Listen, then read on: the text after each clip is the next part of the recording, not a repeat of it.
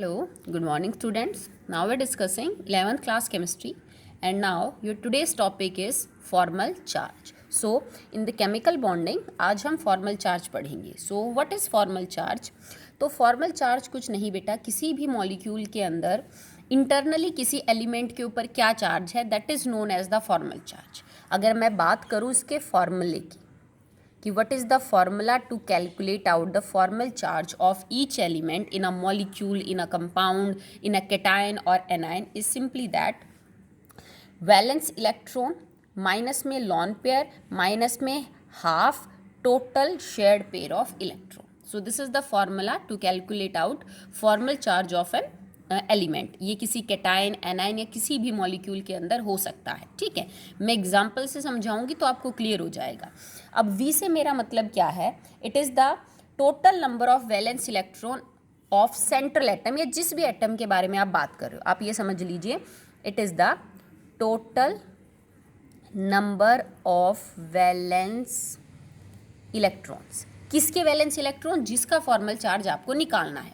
वो कोई side atom भी हो सकता है, वो कोई सेंट्रल एटम भी हो सकता है. ठीक है, फ्री स्टेट के अंदर उस एलिमेंट के कितने वैलेंस इलेक्ट्रॉन है वो आप यहाँ पे पुट करेंगे. ठीक है, total number of electrons of lone pair L है. It is total number of electrons in the lone pair. अब इस चीज़ को आप ध्यान से देखो, मैंने लॉन पेयर नहीं लिखा, इलेक्ट्रॉन कितने लॉन पेयर में वो लिखने. जैसे मान लो आपके एलिमेंट के ऊपर 2 लॉन पेयर हैं तो 2 लॉन पेयर का मतलब हो गया टोटल 4 इलेक्ट्रॉन. अगर 3 लॉन पेयर है तो इसका मतलब 6 इलेक्ट्रॉन. तो आपको यहाँ पे नंबर ऑफ इलेक्ट्रॉन लिखना है कि 2 लॉन पेयर हैं तो 4 इलेक्ट्रॉन हो गए, 3 लॉन पेयर हैं तो 6 इलेक्ट्रॉन हो गए. ओके, नेक्स्ट माइनस में हाफ. अब हाफ के बाद यहाँ पे S का मतलब है it is the total number of shared pair of electron. Total number of shared pair of electrons. अब इसका क्या मतलब है? जैसे मान लो कार्बन और ऑक्सीजन ने यहाँ पे डबल बॉन्ड बनाया, 2 इलेक्ट्रॉन कार्बन के और 2 ऑक्सीजन के. तो कार्बन ने यहाँ पे टोटल कितने शेयर हुए? 4 हुए ना. अब इस 4 इलेक्ट्रॉन जो शेयर हुए बॉन्ड बनाने में इसका हाफ कर दीजिए, मतलब 2 इलेक्ट्रॉन आप काउंट करेंगे. ठीक है, तो ऐसे हमें कैलकुलेट करना होता है फॉर्मल चार्ज किसी भी एलिमेंट का. कुछ नहीं बेटा, इंटरनली किसी भी एलिमेंट के ऊपर कैसा चार्ज है, प्लस है माइनस है, वो आपको सिर्फ पता करना होता है फॉर्मल चार्ज से. ओके, तो चलिए एक एग्जांपल करते हैं फिर देखेंगे. पर फॉर्मल चार्ज के लिए सबसे पहले आपको लिविस स्ट्रक्चर बनाना आना चाहिए, तभी इसके बाद ये टॉपिक दिया है. जिसको लिविस स्ट्रक्चर आते हैं उसका फॉर्मल चार्ज जो है वो हो जाएगा, जिसको लिविस स्ट्रक्चर नहीं आते उसका फॉर्मल चार्ज नहीं होगा. जैसे पहला एग्जाम्पल है ओजोन. तो क्योंकि तुम इसका लिविस स्ट्रक्चर बना चुके हो तो मैं डायरेक्ट लिख रही हूँ. Okay, so now it is oxygen, doubly bonded oxygen, this is coordinate oxygen. तो यहाँ पे आपके लॉन पेयर हैं 3, यहाँ पे आपके पास 1 2 3 4 और 2 यहाँ खर्च कर दिए, 2 यहाँ. तो ये ठीक है, तो बना चुके हो ना लिविस स्ट्रक्चर ओजोन का, तो मैंने डायरेक्ट बना दिया. अपनी सहूलियत के लिए आप इसको नंबरिंग दे दीजिए 1 2 एंड जस्ट 3. ओके, तो हमें ये कैलकुलेट आउट करना है कि आफ्टर दिस लिविस स्ट्रक्चर क्या ये जो 3 ऑक्सीजन है इन तीनों ऑक्सीजन्स पे कोई चार्ज है कि नहीं. क्योंकि ये हमें पता है कि ओजोन इलेक्ट्रिकली न्यूट्रल है. भाई मैंने इस पे ना कोई पॉजिटिव लगाया ना कोई नेगेटिव लगाया, तो ऑब्वियस सी बात है ये ओजोन जो है वो न्यूट्रल मॉलिक्यूल है. पर ये तो नहीं पता ना कि ये जो ओजोन है इसके तीनों ऑक्सीजन के ऊपर 0 चार्ज है, किसी एक पे पॉजिटिव एक पे नेगेटिव है, या हो सकता है 2 पे नेगेटिव 1 पे पॉजिटिव. ये नहीं पता आपको कैसा क्या चार्ज है. ओके, सो अब हम वो पता करेंगे. और क्योंकि ये कोवलेंट बॉन्ड है बेटा, दिस इज कोवलेंट बॉन्ड, तो यहाँ के पॉजिटिव और नेगेटिव चार्ज से मेरा मतलब है डिफरेंस इन द इलेक्ट्रोनेगेटिविटी की वजह से अराइज होने वाला पॉजिटिव नेगेटिव चार्ज. ये आयनिक बॉन्ड नहीं है जो कैटायन एनायन बन जाएंगे, इलेक्ट्रॉन ले और दे लेंगे ना बेटा.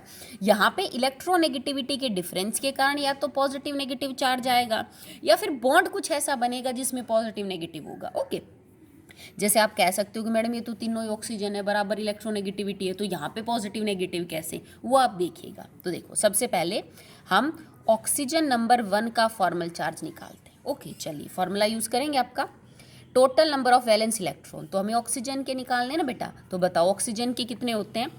This is like this. Okay, so oxygen के कितने होते हैं बेटा जो आपके वैलेंस इलेक्ट्रॉन है, दैट इज 6. हमने लिखा 6 माइनस में L लॉन पेयर के, तो इस ऑक्सीजन के ऊपर आप लॉन पेयर के इलेक्ट्रॉन चेक करो, टोटल कितने कितने बेटा, देखो 1 2 3 4 4 है, तो मैंने लिख दिया 6 - 4 हाफ। इस ऑक्सीजन ने इसके साथ कितने टोटल शेयर कर रखे हैं, तो देखो बेटा यहाँ पे 2 इलेक्ट्रॉन इस ऑक्सीजन के, 2 इस ऑक्सीजन के, टोटल 4 शेयर हुए, टोटल पूछ रहे हैं, देखो इसने लिखा total number of shared pair of electron, तो 4, बट 4 का हमें हाफ करना है, तो इसका मतलब क्या हो गया, हाफ मल्टीप्लाई बाय 4।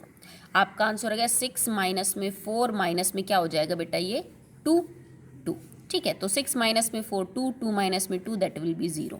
तो आपका ये जो O1 है ना, जिसको हमने ऑक्सीजन नंबर 1 माना, इस पर इलेक्ट्रिकली कोई चार्ज नहीं है, ये 0 चार्ज कैरी करता है, ठीक है, तो इसका फॉर्मल चार्ज क्या हो गया बेटा, 0। चलिए नेक्स्ट पता करते हैं अबाउट O2। अब इसको देखो, अब O2 में बेटा वैलेंस इलेक्ट्रॉन तो हर ऑक्सीजन के सेम ही रहने हैं, तो हमने लिखा 6 माइनस में।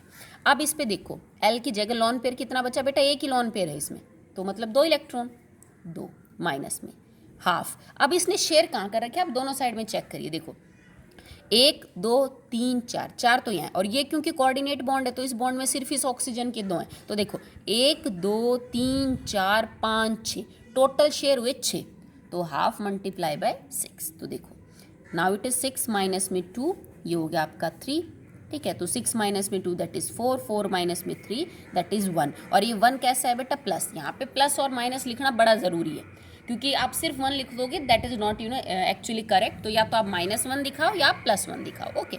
तो यहाँ पे हमें पता चला इस O2 के ऊपर +1 है, क्यों है मैं समझाऊंगी आपको। चलिए नेक्स्ट देखिए,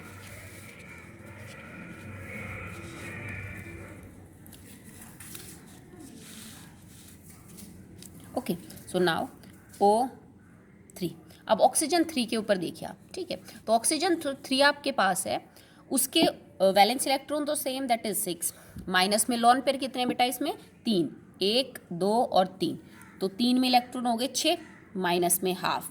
अब इसने शेड सिर्फ 2 ही इलेक्ट्रॉन कर रखे हैं, और वो 2 भी इसके ही हैं, और कुछ नहीं कर रखा, तो 2 का हाफ हो जाएगा, हाफ और 2, तो ये कट गया, तो दैट इज 6 माइनस में 6 माइनस में 1, ठीक है, तो 6 में से 6 गया 0, 0 माइनस में 1, तो इसका आंसर आ गया आपका -1। तो हमें क्या पता चला कि ओजोन के स्ट्रक्चर में इस वाले ऑक्सीजन के ऊपर 0 चार्ज है, it carries +1 and it carries -1, तभी तो +-0 मतलब इलेक्ट्रिकली तो आपका ओजोन 0 चार्ज रख रहा है, पर इंटरनली जिस ऑक्सीजन ने एक साइड में डबल और एक सिंगल बना रखा है उसके ऊपर +1 है, जिसने एक कोऑर्डिनेट बॉन्ड बना रखा है उस पर -1 है, और जिसने एक डबली बॉन्डेड बॉन्ड रखा हुआ है उसके ऊपर बेटा 0 चार्ज है, ठीक है।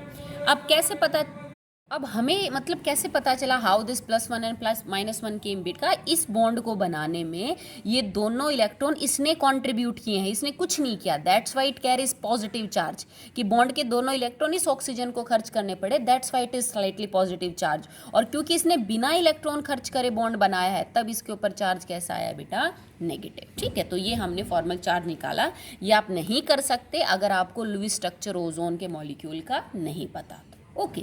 चलिए नेक्स्ट एग्जांपल देखते हैं। Second example is of carbonate ion CO3 negative. अब मैंने आपको इसका लुईस स्ट्रक्चर समझाया था, आपको आ गया होगा, तो हम डायरेक्ट लुईस स्ट्रक्चर बना देते हैं। तो देखो C एक डबल बॉन्ड ऑक्सीजन होता है बेटा, ये ऑक्सीजन सिंगल बॉन्ड, ये ऑक्सीजन सिंगल बॉन्ड, इन पे होता है जैसे चार्ज, हमने नेगेटिव चलो आगे निकाल ही लेंगे चार्ज तो हम, तो इसका लुईस स्ट्रक्चर क्या था कि क्योंकि एक इलेक्ट्रॉन ले रखा है तो 6 इलेक्ट्रॉन है यहाँ पे इन दोनों ऑक्सीजन्स के, इसके 4 है, ठीक है। ये आपका कार्बोनेट आयन का CO3 नेगेटिव आयन का लुईस स्ट्रक्चर है, ओके, जो ऑलरेडी आप बना चुके हैं, ठीक है।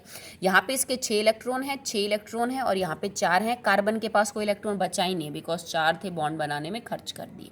तो अब हम देखते हैं क्या कार्बन और तीनों ऑक्सीजन्स के ऊपर कोई इंटरनली चार्ज है, मतलब ये जो 2 नेगेटिव चार्ज है ना, ये हमें एक्चुअली में बता देगा कि कहाँ कहाँ पे मौजूद है। तो चलिए, इसको मैंने 1 नंबर दिया, इसको मैंने 2 दिया, इसको मैंने 3 दिया, ओके। चलिए ऑक्सीजन नंबर 1 के ऊपर कैसा फॉर्मल चार्ज है, तो फॉर्मूला क्या था, वैलेंस इलेक्ट्रॉन ऑक्सीजन के 6, लॉन पेयर कितने टोटल 3, तो इलेक्ट्रॉन 6 माइनस में हाफ, शेड पेयर के इलेक्ट्रॉन तो बेटा 2 ही है, 2 इधर है, 2 इधर और 4 इधर है, तो माइनस में half multiply by 2, okay. So it is 6 minus में 6 माइनस में 1, दैट विल बी 0, माइनस में 1 दैट विल बी -1। तो इस ऑक्सीजन के ऊपर -1 चार्ज है। ये करेक्ट भी है। -1 का मतलब एक ले रखा है इसने, तभी तो इसके पास 6 इलेक्ट्रॉन बच भी गए और बॉन्ड भी बना लिया इसने। ओके, नेक्स्ट इस O2 वाले ऑक्सीजन के ऊपर आप देखिए, तो O2 के ऊपर वही 6 वैलेंस इलेक्ट्रॉन, माइनस में लोन पेयर बेटा इसमें 4 इलेक्ट्रॉन हैं क्योंकि 2 जोड़ी लोन पेयर हैं, तो 4 माइनस में हाफ। अब शेयर कितने कर रखे हैं, 2 और 2 4, मल्टीप्लाई बाय 4, तो 6 माइनस में 4 माइनस में 2, तो 6 minus 2 minus 2 that will be 0 आ गया। ठीक है, नाउ ऑक्सीजन नंबर 3। इस ऑक्सीजन के 6 वैलेंस इलेक्ट्रॉन बेटा इसमें देखो 6 हैं टोटल, माइनस में हाफ बॉन्ड बनाए है इसने एक, तो 2 इलेक्ट्रॉन शेयर किए, तो it will be 6 minus 6 minus 1 that will B -1। तो इसका मतलब ये हुआ कि इसके ऊपर -1 है, इसके ऊपर -1 है, इस ऑक्सीजन पे 0 चार्ज है, क्योंकि इसने भी देखो 1 इलेक्ट्रॉन लिया तभी तो 6 पीछे हैं। ठीक है, 1 इलेक्ट्रॉन शेयर करवा दिया बॉन्ड में, फिर भी 6 पीछे हैं, तो इन दोनों के पास 7 इलेक्ट्रॉन है। ओके, आखिरी बच गया आपका कार्बन। अब देखो कार्बन का पता कर लेते हैं। अब कार्बन के वैलेंस इलेक्ट्रॉन कितने, 4 माइनस में, क्या इसके ऊपर कोई भी लोन पेयर है, नहीं, तो लोन पेयर वाले इलेक्ट्रॉन तो हो गए 0 माइनस में। अब शेयर कितने कर रखे हैं टोटल, 1 2 3 4 5 6 7 8। अब कार्बन ने तो बेटा 3 बॉन्ड बना रखे ना, तो सारे गिनने पड़ेंगे, तो 8 इलेक्ट्रॉन शेयर किए ना, तो half multiply by 8 that will B 4, तो आंसर विल बी 4 माइनस में 4 0। तो कार्बन के ऊपर फॉर्मल चार्ज क्या हो गया, that is 0। Okay, I hope आपको समझ आ रहा होगा।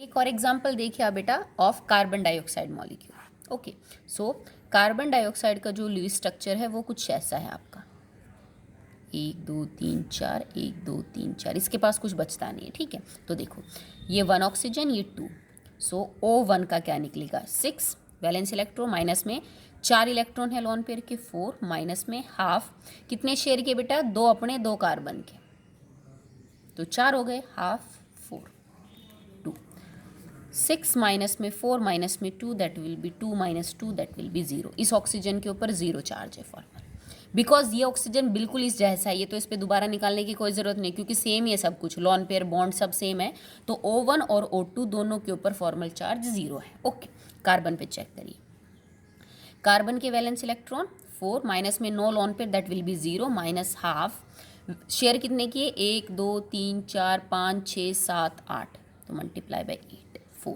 तो 4 माइनस 4 0, मतलब कार्बन डाइऑक्साइड के मॉलिक्यूल के अंदर कार्बन और दोनों ऑक्सीजन के ऊपर बेटा फॉर्मल चार्ज क्या रहेगा, दैट इज 0। ओके, चलिए नेक्स्ट, चलो एक हम कर लेते हैं अबाउट द कार्बन मोनोऑक्साइड। तो कार्बन मोनोऑक्साइड का मैंने आपको लुईस स्ट्रक्चर समझाया था, इसमें कोऑर्डिनेट बॉन्ड है। ठीक है, तो 3 इलेक्ट्रॉन शेयर करेंगे कार्बन और ऑक्सीजन के बीच, और एक एक लोन पे रहेगा कार्बन और ऑक्सीजन में, ये मैंने कोऑर्डिनेट बॉन्ड है समझा दिया था आपको। ठीक है, तो अगर इसमें मुझे कार्बन का फॉर्मल चार्ज पता करना हो, तो वैलेंस इलेक्ट्रॉन 4, माइनस में लोन पेयर 1 है, तो इलेक्ट्रॉन हो गए 2, माइनस में हाफ, शेयर कितने बेटा 6 के ना टोटल, तो दैट इज 6, तो इसको तो हम कर देंगे 3, तो इट इज़ 4 माइनस में 2 और माइनस में 3, तो 4 माइनस 2 में 2 माइनस में 3, आंसर विल बी -1। तो इसका मतलब कार्बन के ऊपर यहाँ पे चार्ज क्या है बेटा, दैट इज़ -1। ओके, ऑक्सीजन -1 क्यों है वो मैं आपको समझाऊंगी। ऑक्सीजन का चेक करो। ठीक है, तो ऑक्सीजन का यहाँ पे क्या है, इट इज़ 6, माइनस में लोन पेयर के वही 2 इलेक्ट्रॉन, माइनस में हाफ, और शेड कितने कर रखे हैं बेटा, इसने भी शेड तो 6 ही कर रखे हैं, तो multiply by 6 3। Okay, so now 6 minus में 2 एंड माइनस में 3, तो 6 माइनस में 2 हो जाएगा बेटा, दैट इज़ 4, 4 माइनस में 3 दैट इज़ +1, मतलब इस ऑक्सीजन के ऊपर +1 और इसके ऊपर माइनस, कार्बन के ऊपर -1 फॉर्मल चार्ज है, because this bond is dative bond, coordinate bond. इस बॉन्ड के दोनों इलेक्ट्रॉन ऑक्सीजन ने खर्च किए, कार्बन ने अपना इलेक्ट्रॉन खर्च ही नहीं किया बॉन्ड में, that's why this oxygen is positively charge and this oxygen is negatively charge. Okay, अब आपने लुईस स्ट्रक्चर की जो टेबल बना रखी है, उस लुईस स्ट्रक्चर को देख के आप हर एलिमेंट का, किसी भी कैटायन हो एनायन हो मॉलिक्यूल के अंदर, आप उसका लुईस स्ट्रक्चर देख के आराम से फॉर्मल चार्ज जो है वो कैलकुलेट आउट कर सकते हैं। ओके, चलिए, so now the next topic is what is the significance of formal charge. What is the significance of formal charge, तो फॉर्मल चार्ज को देख के बेटा आप एक स्टेबल स्ट्रक्चर को प्रिडिक्ट कर सकते हो। Okay, you can predict the stable structure according to the formal charge. कैसे पता कर सकते हो? अगर आपने मान लीजिए किसी मॉलिक्यूल के लुईस स्ट्रक्चर बनाया, आपने 3 लुईस स्ट्रक्चर बना दी, ठीक है, 2 बना दिए, और आपने उन दोनों का फॉर्मल चार्ज निकाल के देखा, ठीक है, तो जिस स्ट्रक्चर का फॉर्मल चार्ज कम होगा वो मॉलिक्यूल ज़्यादा स्टेबल होगा। ओके, सो इस तरह से आपको फॉर्मल चार्ज हेल्प करेगा कि अलग अलग पॉसिबल लुईस स्ट्रक्चर्स का फॉर्मल चार्ज आप निकालिए, जिस स्ट्रक्चर के अंदर एटम्स के ऊपर जो है वो फॉर्मल चार्ज सबसे कम होगा, वो स्ट्रक्चर सबसे स्टेबल माना जाता है, क्योंकि बेटा चार्ज का और स्टेबिलिटी का इन्वर्स करेक्शन होता है, ठीक है। जिस तरह से एनर्जी का और स्टेबिलिटी का इन्वर्स है ना केमिस्ट्री में, सेम इसी तरह चार्ज जितना ज़्यादा होगा उतना ही मॉलिक्यूल अनस्टेबल होगा, ठीक है, और उतनी ही उसकी एनर्जी ज़्यादा होगी, ठीक है। तो अगर आपको पता है, जैसे मैंने ओजोन के 2 स्ट्रक्चर बनाए, एक में फॉर्मल चार्ज -1 +1 है, एक में -2 +2 है, तो -1 और +1 वाला ज़्यादा स्टेबल होगा वो स्ट्रक्चर, बजाय कि +2 और +1 वाले की। तो lesser is the formal charge on the atoms, more stable is your compound. तो आप स्टेबिलिटी वगैरह जो है वो चेक कर सकते हो bye knowing the formal charge. So that will be all in the topic formal charge. Okay.